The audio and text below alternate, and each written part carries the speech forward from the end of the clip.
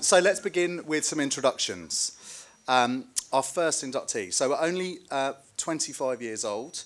This inductee has established a hugely successful online music platform coined after his rapping name, Smokey Bars.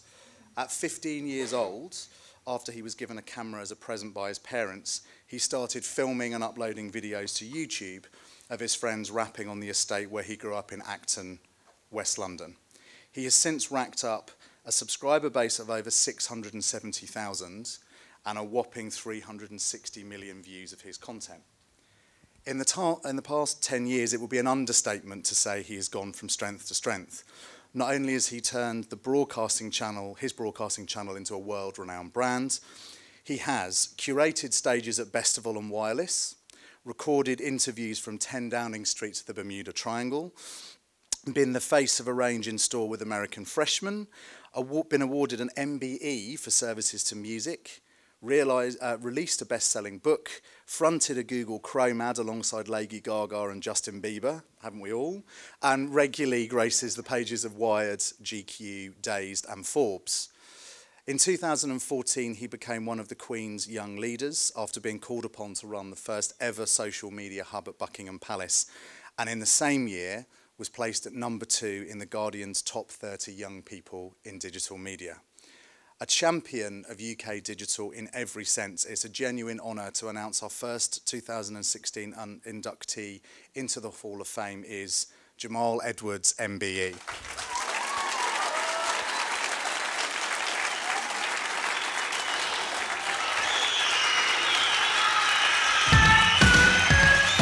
All right. Congratulations. Take a seat. So, our second inductee of the evening is just as impressive. He brings with him over 20 years of experience in strategic management, consulting and e-commerce. Previous to his current role, he was managing director for Spray Network, an online portal based in Hamburg that was eventually sold to Lycos for the trifling amount of $764 million. Following this, he became vice president of European sales and marketing at udate.com before it was acquired by Interactive Corporation in 2002. If that wasn't enough, he's also been an entrepreneur in residence at Benchmark Capital Partners, a qualified case leader at Boston Consulting Group, and a consultant at LEK Consulting. As founder and chief executive of King Entertainment, one of the top gaming companies in the world, he is now solely responsible for hours of your time playing the likes of Candy Crush Saga, Jungle Bubble, Farm Heroes Saga, and Pet Rescue Saga. So without further ado, please welcome to the stage our second inductee into the Hall of Fame, Riccardo Zacconi.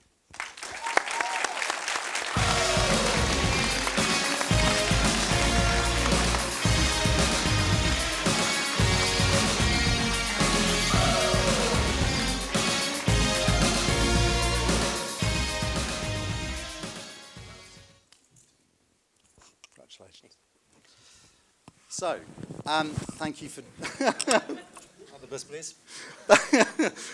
Thank you for joining us. You've both done all right, haven't you? And what I'm interested in is kind of, as well as celebrating kind of what you've achieved and where you are now, I guess is to ask a couple of questions.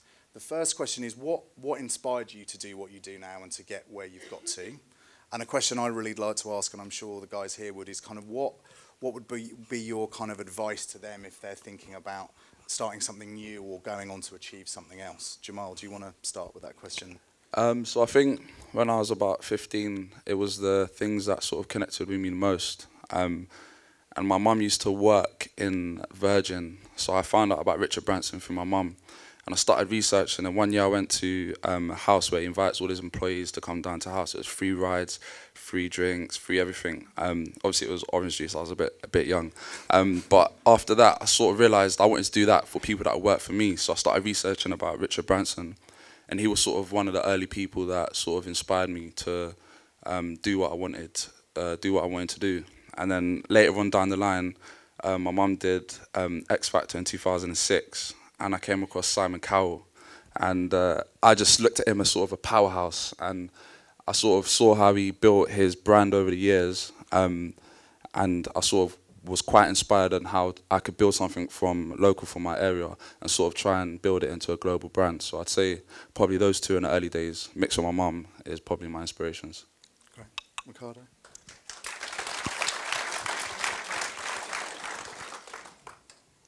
Before I answer, first of all, congrats to all of you for winning tonight. I think it's well done. I think this is the room where the future is shaped. So congrats to you, first of all.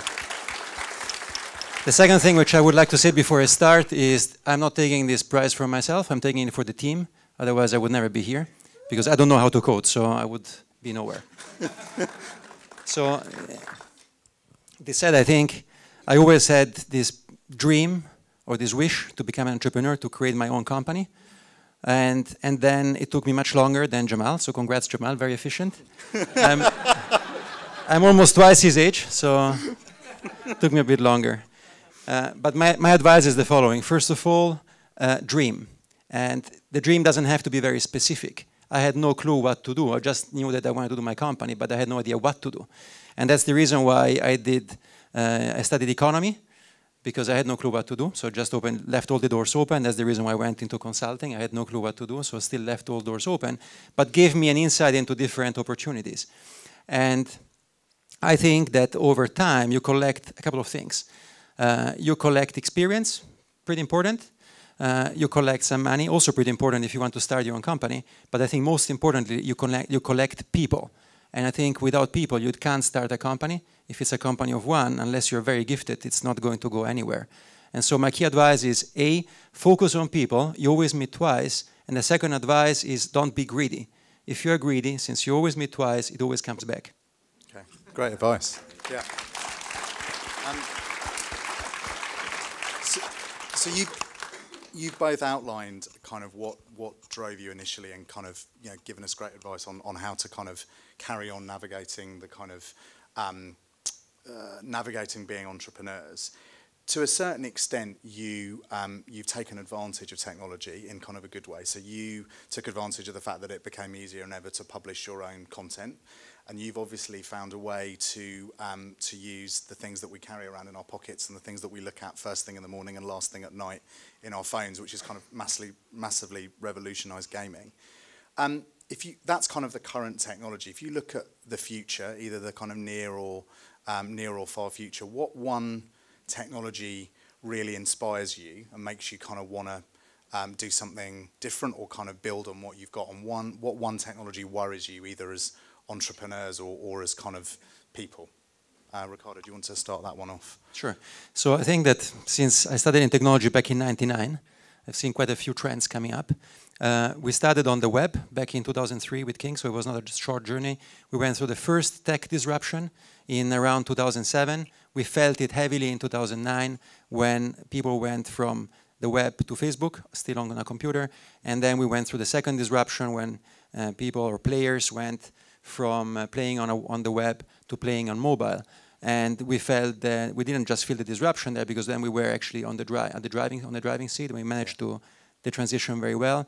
Fundamentally, I think the opportunity which technology gives us is to go from a company of 6 founders, 6 people back in 2003, now to a company of 2,000 people with about half a billion monthly active users.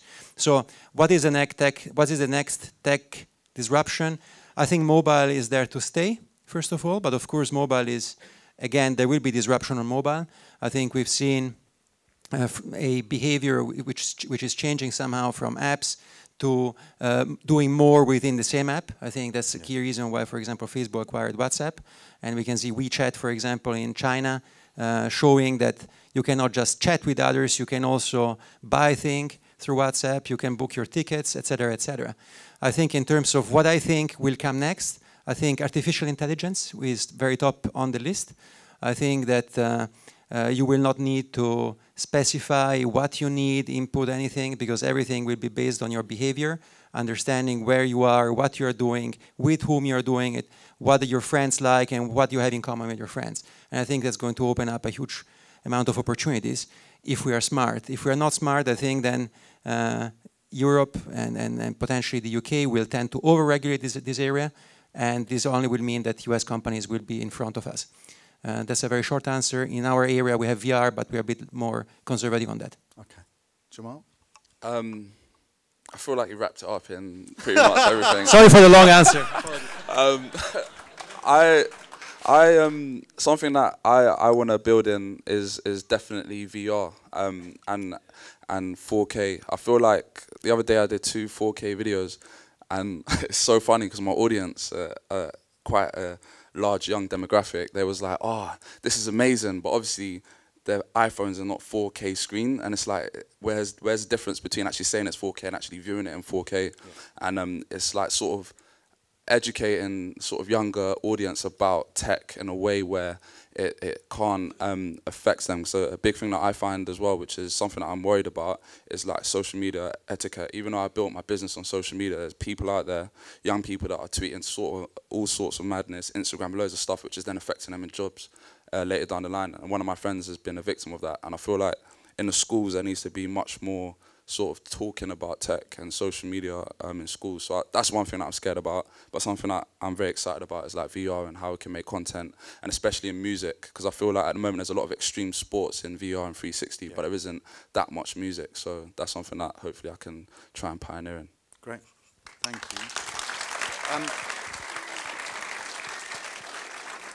you. One thing you kind of touched it up on the air when you kind of started to talk about young people and their kind of attitudes to technology. So we all know I've got 2 kids, one of whom's 8, who is permanently attached to her iPad. Our broadband went down for 3 days, and she was almost like a lost soul because she didn't understand why programs wouldn't come through the air. But at the same time, as a parent like you, you worry about the kind of the ways that they're interacting with technology. At the same time, though, as well as having this generation that have grown up with it, we're being told all the time that there's this massive skills gap. So it says 750,000, we're lacking 750,000 digitally skilled workers in this country by the end of next year. There's another estimate that it's almost 1 million. How, I assume you're also probably concerned about that skills gap. Do you feel it acutely in the businesses that you run? And if you do, how do you try and bring young people into your businesses and kind of provide that training, assuming that other people aren't providing it for you? So how I did it is I've done it for 2 years so far, and I did an apprenticeship scheme with Channel 4, and it was sort of it was something I didn't expect to be doing. It was a paid apprenticeship for a year, and they teach you in digital, social media, everything. And the girl that I got on my team, Dana, she was from Hull, and she was working at McDonald's, and she never had heard of SBTV. She was just passionate about learning about digital and social media, and she did the year at SBTV, and then now our employers running all the sort of social media and SBTV and Facebook. But I feel like at the moment with young people, they just need the sort of opportunity to be able to do it, because she was really had low self-esteem, and I just sort of said, you can do it, even though you might not be a massive fan of music, you can still be involved. And now she's proper into the whole digital space. But I feel like at the moment, a lot of young people just need that chance to be able to do it. But I sort of try and partner up with bigger companies and try and bring more young people involved. And that's how I try and get young people involved in the business. Great.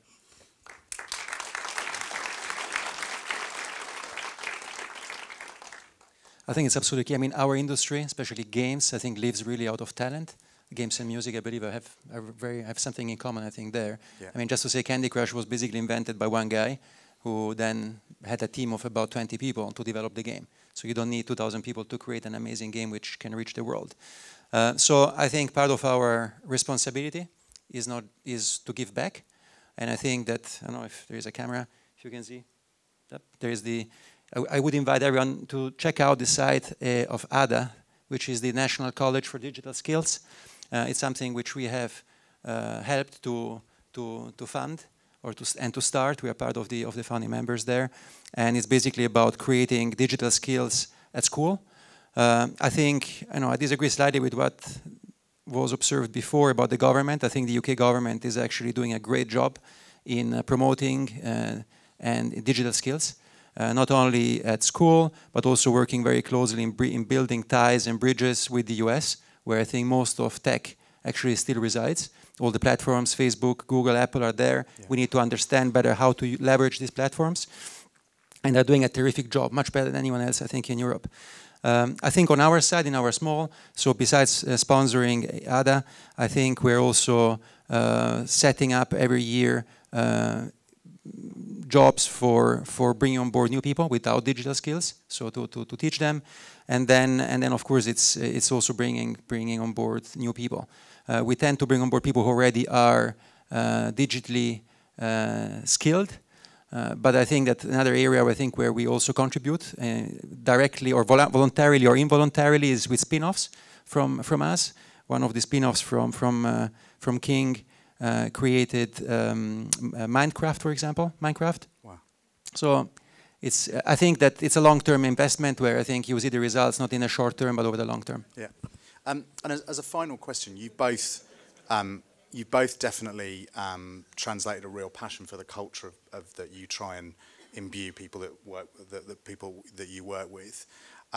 How you, but in very different kind of scale businesses. You're kind of 2,000. I know have got kind of a kind of smaller knit team than that. How important is culture, and how do you keep that culture as you grow and you navigate new technologies and you move as fast as you do? Riccardo, do you want to pick that one first? I think culture is key. And I think that the key reason why we expanded very fast was talent, and that's why we opened up different offices. And when you open up different offices, it actually becomes more complicated, more difficult to manage people, and to build a culture which is consistent and coherent across the different offices. And the only way, actually, I believe culture is created and lived from the top. So you have to live culture every day. You can't ask from others things which you're not prepared to live yourself. And culture is absolutely fundamental. We have a culture where we have 2,000 people, where we are set up, we have a company which is divided in small teams, and the teams decide. We are believers in agile, in a process which is fast and fluid. But you have to live the culture of giving responsibility to the teams. Great. Jamal? Yeah, for me, it's, again, I'm just trying to, I always say if I can do it on my team, except a few things, like whether it's film or edit or produce or whatever, then the team can do it as well. And I feel like that sort of motivates them to feel like if I can do it, they can do it too. So except for a few things which I can't do, like code and all that sort of stuff, I leave that to the site people. But in terms of everything else, and production and broadcast, I always try and do it, show it how to be done, and then they sort of just follow suit. Great. Rounds of applause for our two amazing inductees. Cool. Thank you, guys. Cheers, thank you.